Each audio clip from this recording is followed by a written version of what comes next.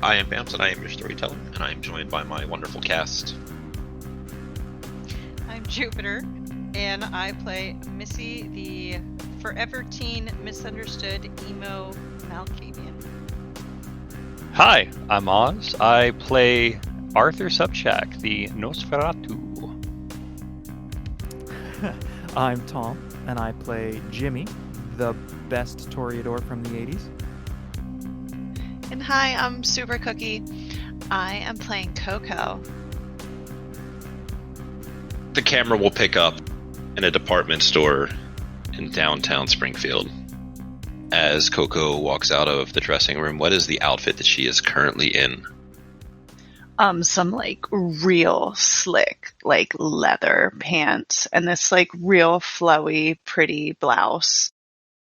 And my hair is actually done nicely, and of course I got new makeup palette and everything. I'm clean and I look great finally. You go, you pay, you do all of the normal people stuff. Meet up with Art back in Ricky's car.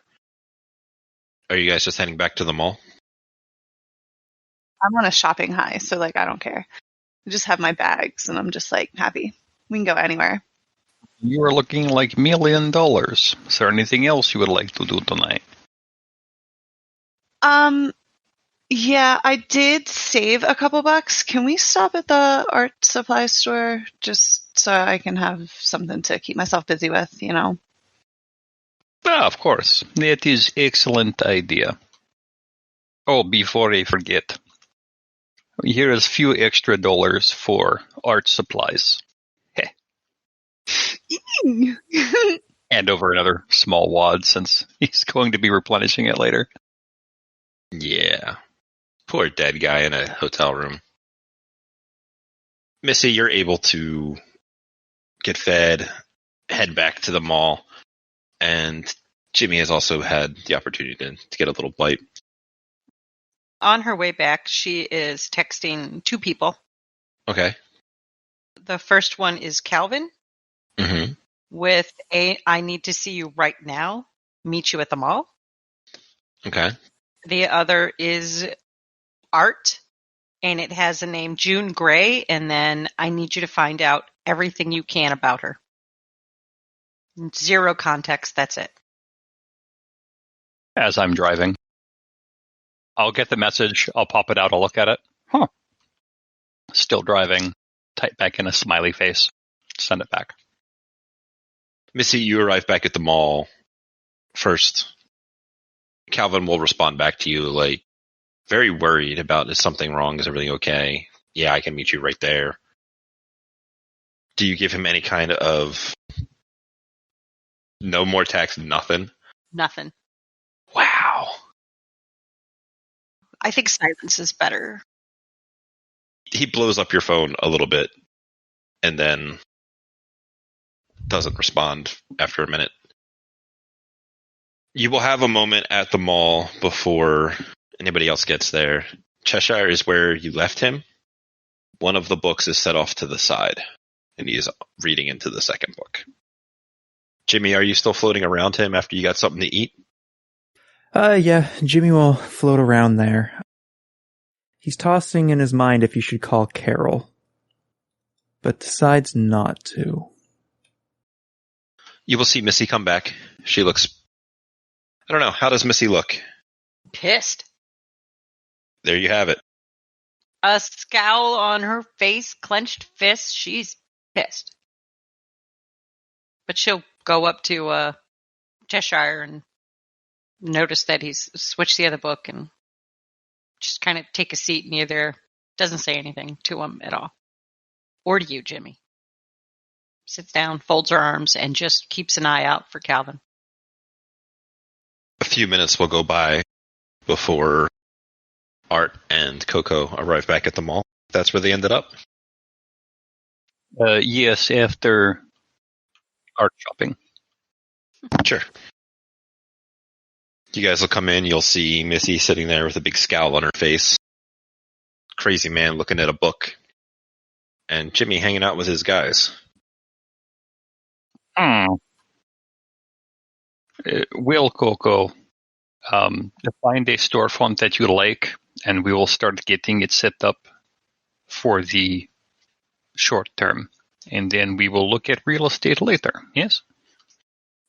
Okay. Do you mind if I just set up in that Forever 21 for now? Of course I do not mind. Okay. I'm just going to roll out with all of my bags and stuff then, if that's cool. Of course it is cool. It is my way of saying welcome to neighborhood, huh?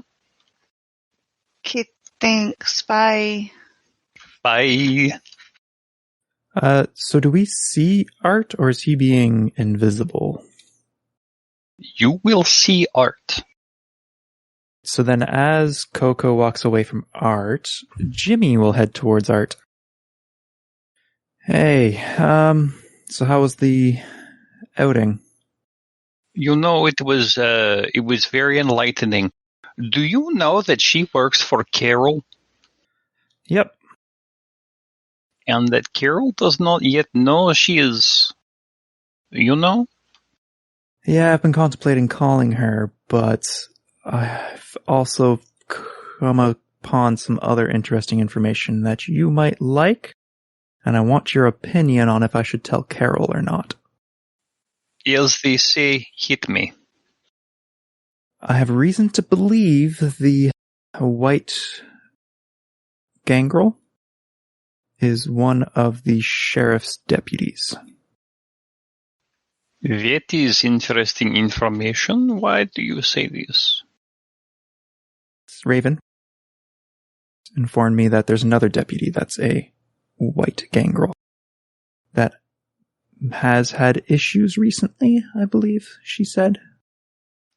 So we have a girl who works for Harpy, turned potentially by sheriff's deputy, and was squatting with Bradley Kelly. She already seems pretty well connected. And I have taken the liberty of removing most of those connections, but the connections to our kind of life are going to stay until they find out that she is turned. Well, somebody already knows, but I do not think they are telling just yet, yes? To make sure we don't get in trouble, I've been telling everyone that I've met. So, Baron Walters knows, and I also told Raven that she was recently turned. Saying that just so that we don't get accused of turning someone without permission of the prince. Well, this is in our territory, so we shall come to that when we get there.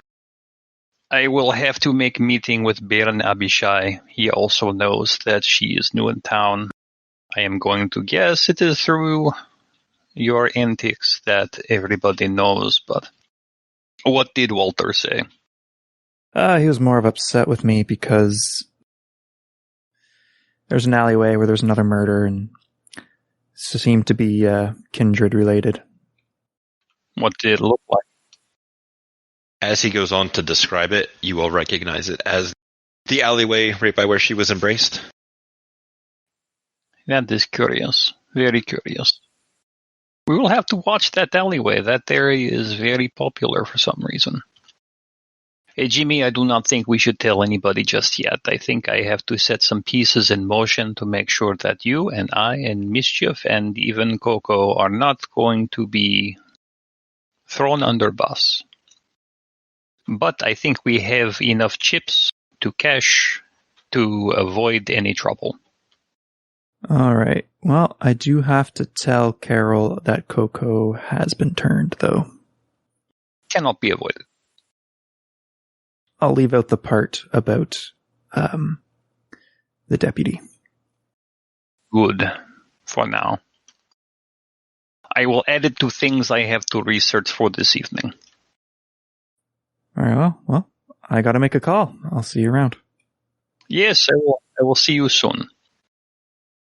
Coco, as you're walking back to the Forever 21, you'll see a guy come in through one of the doors out to the parking lot and break into a, not quite a run, but definitely a little bit more than a jog as he's running towards you.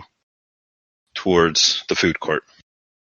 It's a rather attractive African-American gentleman, looks about 27 or so years old. Do I know him or recognize him at all? He looks like the guy that delivered you food the other day. Oh, is it that hot guy? It is. And he just gives you a little wave as he runs past you towards the food court. Rubberneck hard. And just stop for a minute. You will see him get into the food court, pause, look around for a moment, and then jog over to the table that Missy is sitting at. As he approaches Missy, he sees that her mouth is moving. She is talking. There is an argument already occurring. And when she sees him, she just stands up and just starts pacing, just looking at him like she just doesn't know where to begin. She is just so mad. Eventually, though, she'll stop and get right up in his face, and she will bare her fangs. And she will say, "You disobeyed me." He breaks down. This is causing a little bit of a scene in front of everybody. Like the watchmen are just kind of looking at him. And he drops to his knees in front of you. So he's on not quite an even level with you. And he starts just kind of apologizing for something that he doesn't know is wrong. Just no, whatever I did, I'm sorry. I didn't mean to do it. Just let me know what I screwed up and I can fix it. We can make this good. It'll be all right. You were supposed to keep an eye on her, and I find her sleeping in an alley. I just saw her like 2 days ago. She seemed fine. 2 days ago? You are supposed to check on her every day. You are of no use to me if you don't follow my order. If you don't do what I say, there's no reason to have you here. Tears in his eyes. But no, it's not. Sorry, it won't happen again. It's a really busy day with all of the haps, and then I was trying to save some money to get you something nice, and then it didn't happen. I thought it wouldn't be so bad to just not go by one day. You will go and you will find her and you will get her back into her apartment, and you will watch her every day. And if this happens again, well, I think you know what happens if it happens again. It won't happen again. It won't happen, please. And he is on his knees, kind of shuffling toward to kind of hug you around the waist and thigh area without getting back up. No. She'll take her foot and kind of kick it at him, pushing him away. Go now. On his one hand, spins and into like a little 3-point runner's stance as he stands up as he starts running back the other direction. And Coco, you will watch as this time it is a run. I step back and make sure I'm well out of his way and just watch the shit show. Oh, it is ugly. Tears are coming out of his face, and he's very, very upset. And just not even like pushes open the door, just kind of does that thing where you slam into it and your body weight just keeps pushing it open. Once he's out the door, I just turn and look at Missy with this like questioning, what the fuck look on my face. Missy goes back and sits at the table where Cheshire. And then just keep walking back on my way down to the Forever 21. Like, what world am I in right now? This is insane. Good survival instinct. Cheshire will say to Missy, "You should eat him." If he does it again, I will. He licks his lips as he turns the page. "You should find me one to eat." She's going to pull out her phone and text Jimbo. "Your house guest is hungry. He wants you to feed him." Jimbo doesn't have a phone. How are you texting him? God damn it, Jimbo. He has a beeper, God, I hate you. a pager. That can show text messages. Alright, well, he just reads it. He can't respond. I imagine at this point you're in the pawn shop. Probably even in the little phone booth. Pocket buzzes. You're like, huh. But, you got to talk to Carol. Yeah, it's important.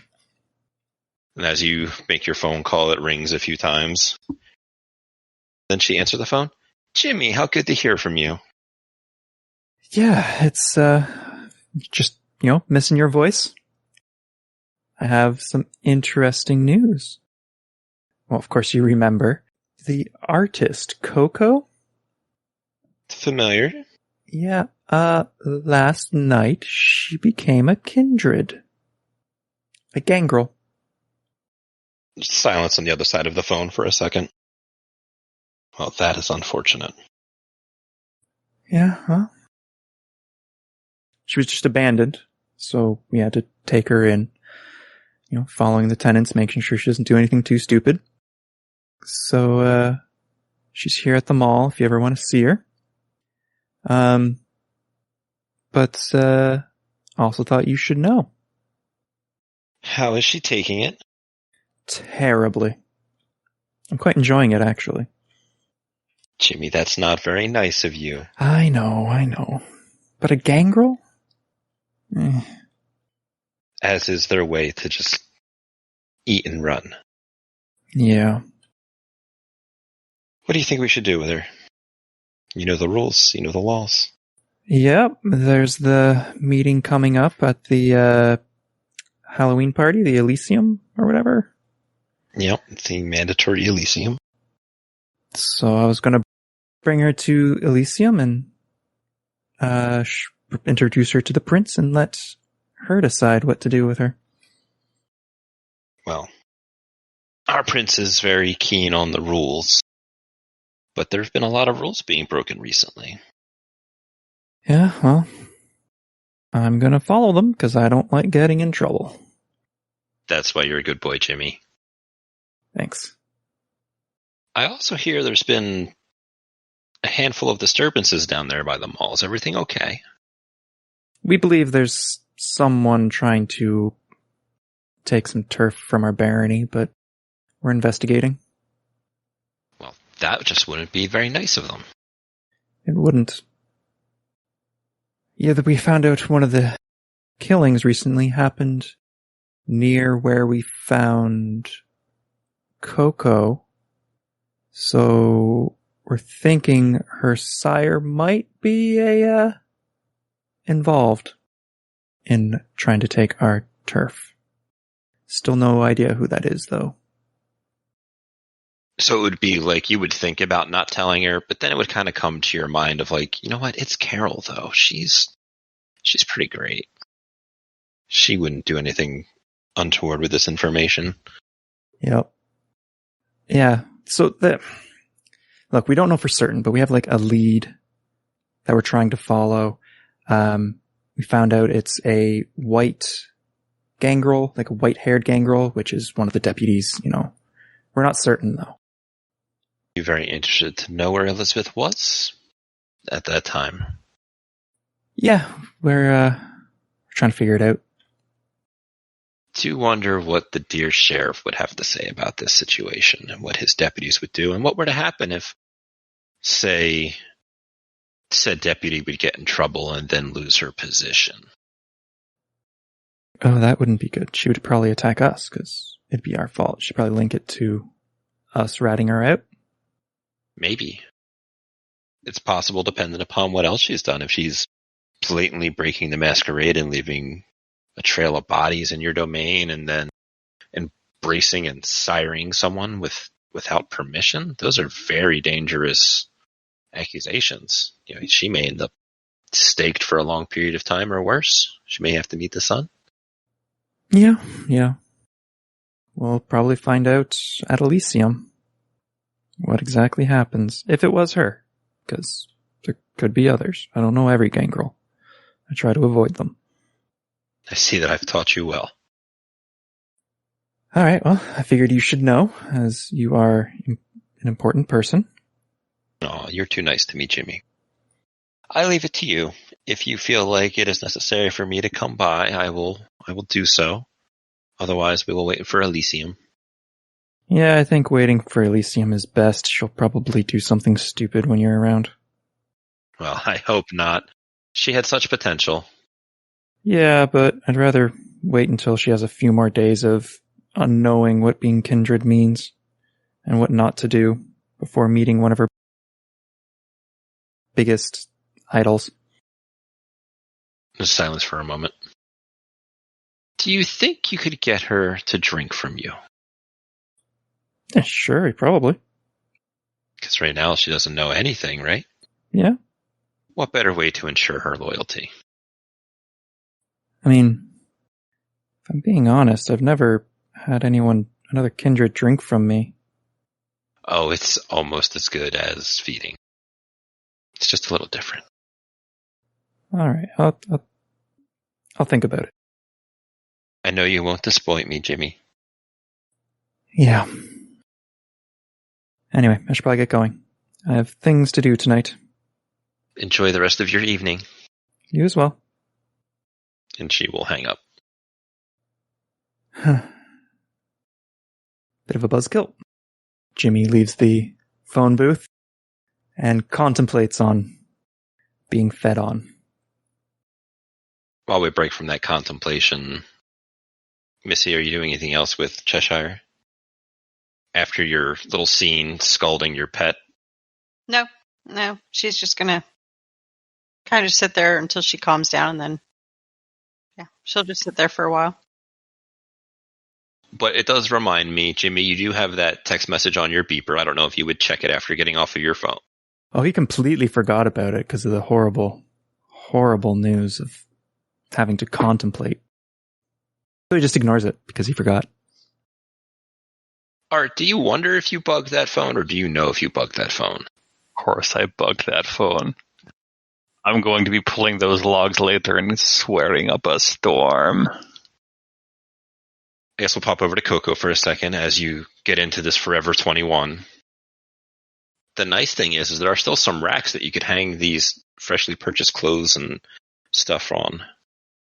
I know that was kind of what I was thinking. And I also got like those rolls of brown cardboard paper stuff. Like a butcher's paper? Yeah, so I could cover up the windows and have a little privacy. Sure. So yeah, cleaning montage.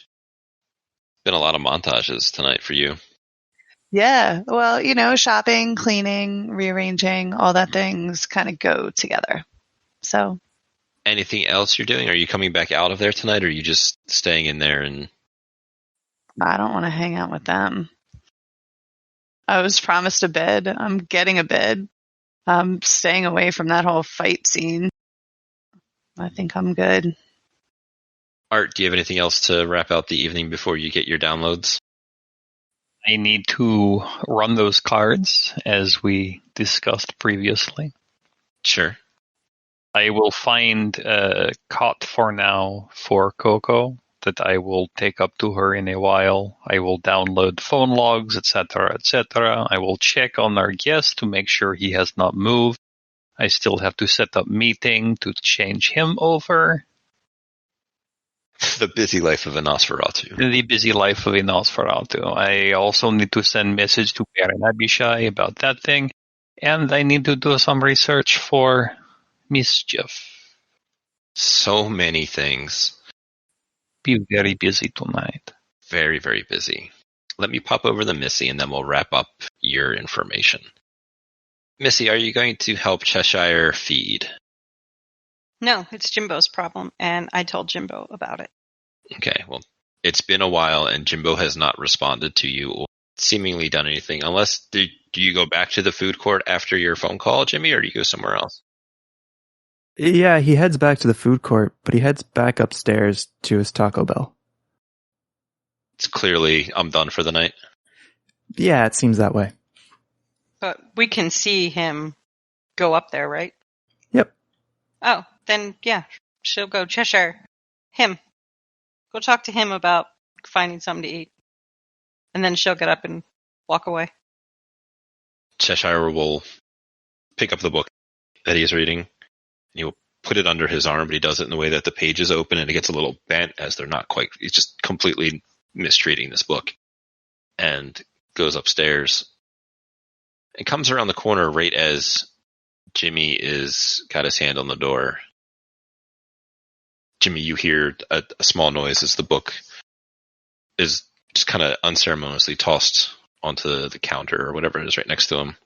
And Cheshire is looking at you with a predatory look in his eyes.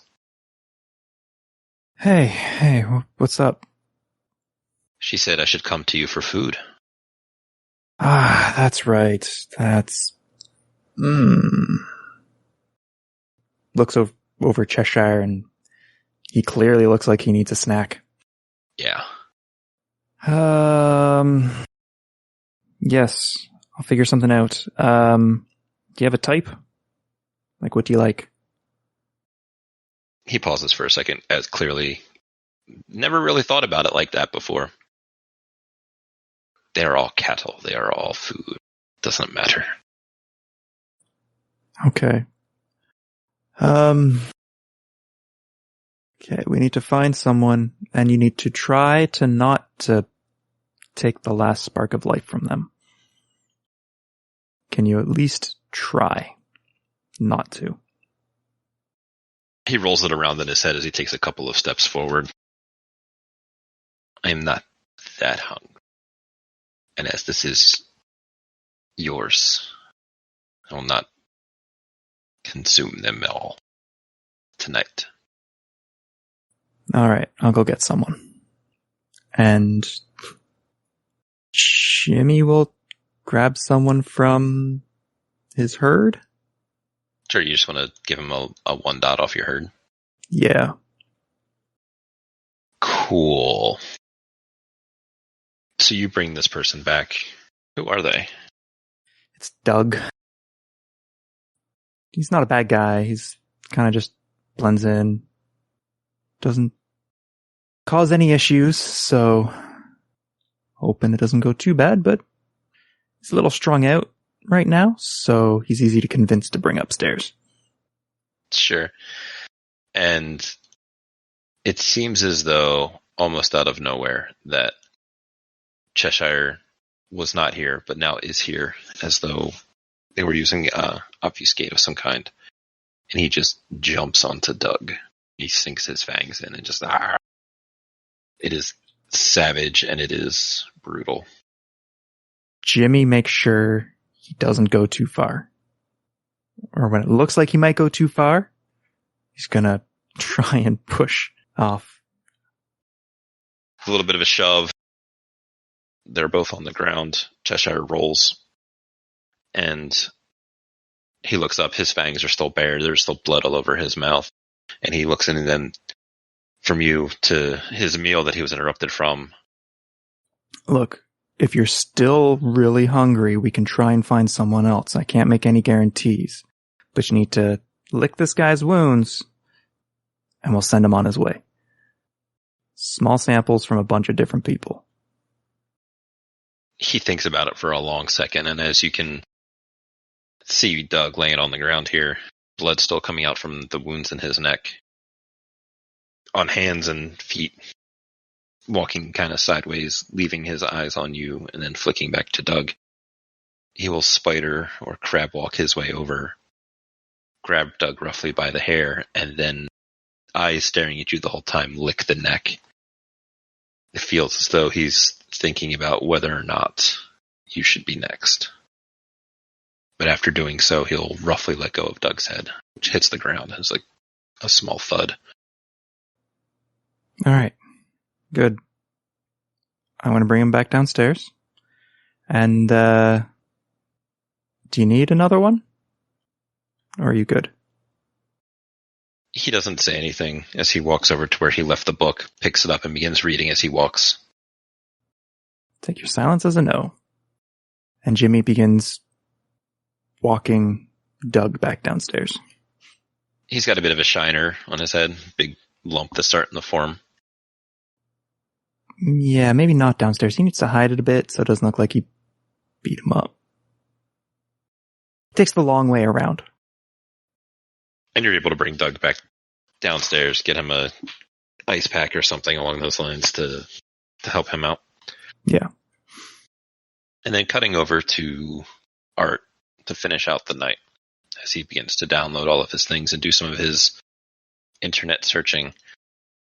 What 2 things do you want to start on tonight? The first thing I will start on, if it is not separate, will be running those cards. That will be important in the short term. Not a problem. It's so easy to focus when you have no hunger, isn't it? For the most part, yes. So you will have a dot of resources that you can just kind of blow on whatever you want. That's just kind of floating about. Excellent. And also, you have your 2 extra snacks. Yes, of course. Okay, that being done, I know Mischief has things she wants me to look at. I will get to that in the morning. I need to review security footage from what I was taking for where Cheshire sleeps. And I am going to have Calvin on speed dial. I have an offer he would like to hear. Missy, do you think that Art has Calvin's number? Art finds a way of getting all the info. I mean, he probably gives you the phone, so he probably has Calvin's number. Yeah, I'm sure if he's ever taken my phone to do something, he's looked at the contacts, so he's gotten it. Yeah. Terrible thing to say, as accurate as it is. Are you calling Calvin tonight, or are you just... It depends on what I find with the security footage, but I think this is a good place to fade to black. Dun, dun, dun.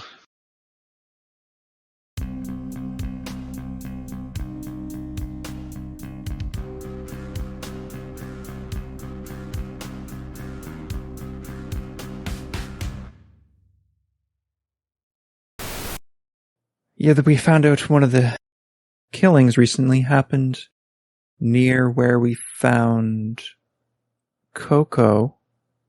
So we're thinking her sire might be involved in trying to take our turf. Still no idea who that is, though. Ooh, can you roll me something? Yeah, No, I To know. lie to her. Charisma plus subterfuge? Is that what it is? There's an actual, resist the blood bond roll. Oh, crap. Yeah, I'm probably gonna fail this. I mean, he wants to tell her, he just knows he shouldn't. But why not? It's Carol. It's fine. Yeah. Resolve plus intelligence versus bond strength. Yeah, I think the bond strength was pretty high. it was 5. Resolve plus intelligence. Here we go. I don't think I even have 5 You dice. are allowed to rouse the blood to get an extra die if you want. Yes, because And you I do have have 4 willpower. dice. I rouse, and I fail. You get hungrier. That's fine. But you get your extra die. So that's 5 dice. Jeez. Are you calling Calvin tonight, or are you just... It depends on what I find with the security footage, but I think this is a good place to fade to black. Dun, dun, dun. What did you want with the security footage for the people that listen to this on Raw? So what I'm going to do, and Raw folks, you're going to love this. So I'm making sure that there's a pattern in when Cheshire sleeps and when he wakes up. And if there is a point where I'm going to be able to do it, I'm going to convince Calvin to stake Cheshire and drag him out of there so I can take care of him when I get up. Oh, fuck. Because if Calvin fails, well, he's not mine, and Missy's already pissed at him. But if he succeeds, it means I've made a chicken nugget, a catfish nugget, for Missy to consume later. This is all terrible, wonderful, and I'm so happy to get back into this tonight. I have plans within plans. I need to get this stuff moving because I've been sitting on it trying to get COC done, and now it's done. And now I get to be a true bastard. It's true. This Vampire the Masquerade Chronicle is a non-official, fan-created work by the Without a Net podcast. Portions of the materials used in this actual play are the copyrights and trademarks of Paradox Interactive AB and are used with their permission. All rights are reserved. For any further information in those regards, or maybe upcoming releases, you can find them at worldofdarkness.com.